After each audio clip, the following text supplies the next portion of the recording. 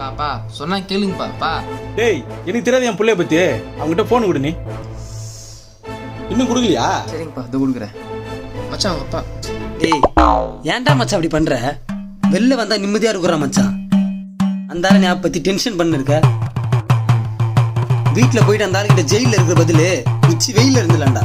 அவ்வளவு கடுப்பேத்துறான். நான் ஒரு பொண்ணு கிட்ட பேசினாலே தப்பான். அந்த ஆள் மட்டும் பக்கத்து ஆண்டி வச்சுங்க. இதுனா மச்சான் நியாயம்?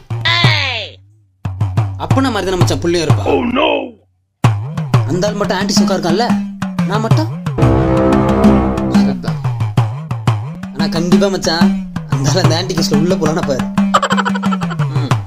நான் சொன்ன நம்பல, பாத்தீங்களா? யாரா? உங்க அப்பா. ஏய் அவன் செத்துட்டான்டா. இறந்திடவா நீ பிறந்தாய்